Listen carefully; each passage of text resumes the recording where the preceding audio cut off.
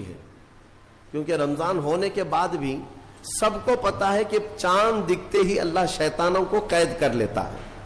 یہ سب کو پتا ہے. حدیث پاک میں بھی سرکش جنات اور شیطان دونوں قید ہو جاتے ہیں. ان کو قید کر دیا جاتا ہے, جب تک چاند نہیں دکھے گا یہ نہیں آئیں گے. لیکن جو 11 مہینے ہم بلیم ڈالتے تھے شیطان پر کہ ہم سے برائیاں ہو گئی, گناہ ہو گئی, کیوں؟ ارے شیطان ایسا کرا دیا, شیطان ویسا کرا دیا. اب رمضان میں کون کرا رہا ہے؟ شیطان تو ہے نہیں.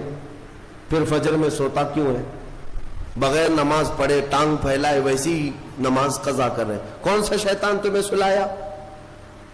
ابھی تو شیطان ہے نہیں.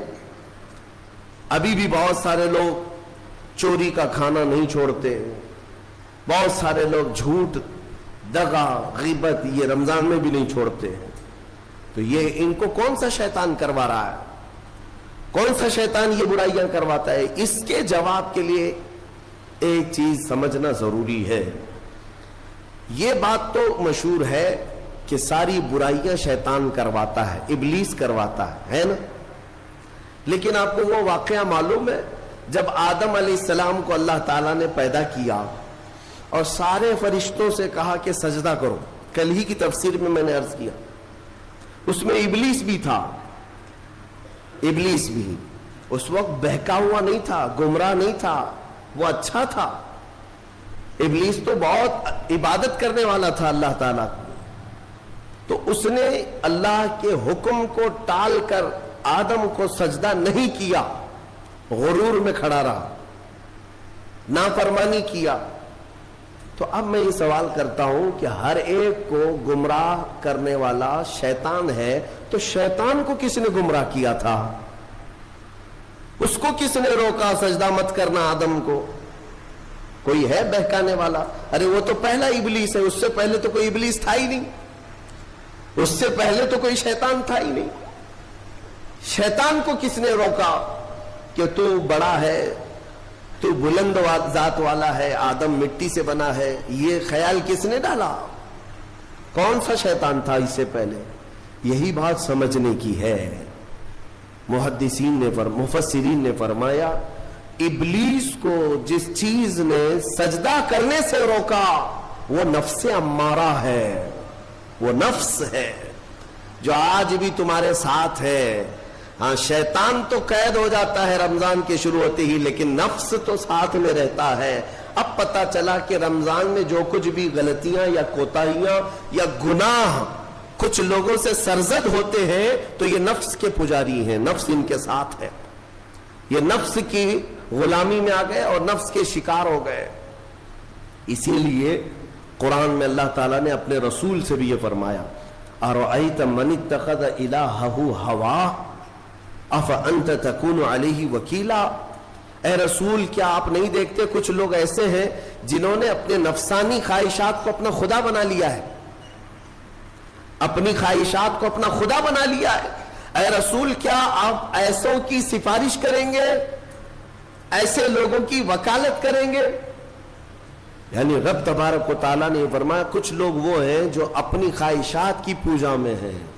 کیا مطلب خواہشات کی پوجا؟ کیا مطلب ہے اپنے خواہشات کے پیچھے چلنا؟ مطلب یہی ہے کہ جو دل میں آیا اس بندے نے یہ سوچ لیا اسے کرنا ہی ہے مجھے, یہ خواہشات کے پیچھے چل رہا ہے. ہاں تمہیں آرام کی فکر ہوئی, تم نے خدا کے فرمان کو ٹال دیا لیکن اپنی نفس کی سن لیا. اللہ تبارک و تعالیٰ کا حکم کچھ اور ہے لیکن تمہاری طبیعت کچھ اور چاہ رہی ہے. رب تبارک و تعالیٰ کا حکم تھا صبح صبح تمہیں اپنے گھر بلا رہا تھا, لیکن تم نے اس کی نہیں سنی, اپنے من کی سنی, اپنے نفس کی.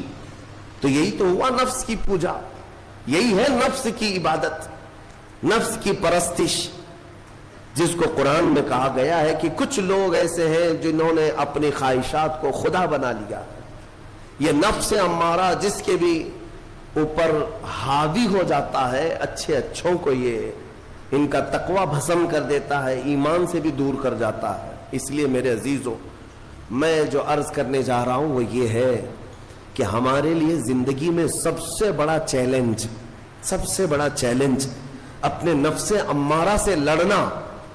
آپ کو پتا ہے رسول پاک صلی اللہ تعالی علیہ وسلم ایک جہاد سے جب واپس مدینے تشریف لا رہے تھے, وہ جہاد بہت سخت تھا, صحابہ زخمی تھے, بہت گھماسان کی لڑائی ہوئی تھی, لیکن جب واپس مدینے آ رہے تھے تو میرے آقا نے ایک جملہ فرمایا تھا, رجعنا من الجہاد الاصغر الى الجہاد الاکبر. اے میرے صحابہ, ہم چھوٹے جہاد سے بڑے جہاد کی طرف جا رہے ہیں. صحابہ نے پوچھا اس سے بڑا جہاد اب کون سا ہے یا رسول اللہ؟ میرے آقا صلی اللہ علیہ وسلم فرماتے ہیں, اے میرے صحابہ, اپنے نفس سے لڑنا اب یہ بڑا جہاد ہے, نفس سے لڑنا بڑا جہاد ہے. میرے عزیزوں, یہ خواہشات کو ہی ختم کرنا ہو, اس نفس کو اگر کنٹرول میں لانا ہو تو کیا کرو گے؟ نفس امارہ سب کے پاس ہے.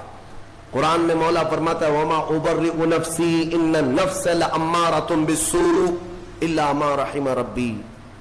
کوئی اپنے نفس سے بچ نہیں پائے گا سوائے وہ شخص جس پر میرا رب رحم فرمائے. اللہ کا رحم جس پر ہو گیا وہ اپنے نفس سے بچ جائے گا. میں آپ کو ایک دعا بتاتا ہوں. حضور پاک صلی اللہ علیہ وسلم اگر دعا کرتے تھے تو اس سے آپ کو اندازہ ہو جائے گا کہ یہ کتنی امپورٹنٹ چیز میں آپ کے سامنے کہہ جا رہا ہوں. کون سی؟ حضور جب دعا کرتے تھے تو یوں کہتے تھے اللہ کی بارگاہ میں, اللہم لا تکلنی الی نفسی طرفۃ عین.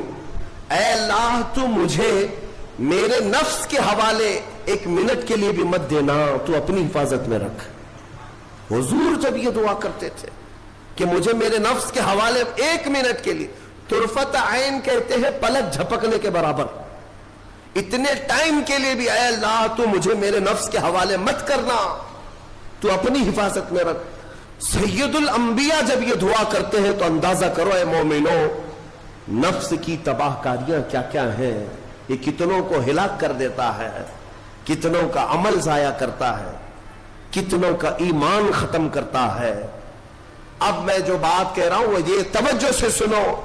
یہ نفس امارہ جس نے شیطان کو بھی گمراہ کیا, شیطان کو بھی بہکا دیا, یہ نفس آدم کو سجدہ نہ کرنے کا جو غرور پیدا کیا, یہی نفس امارہ تھا.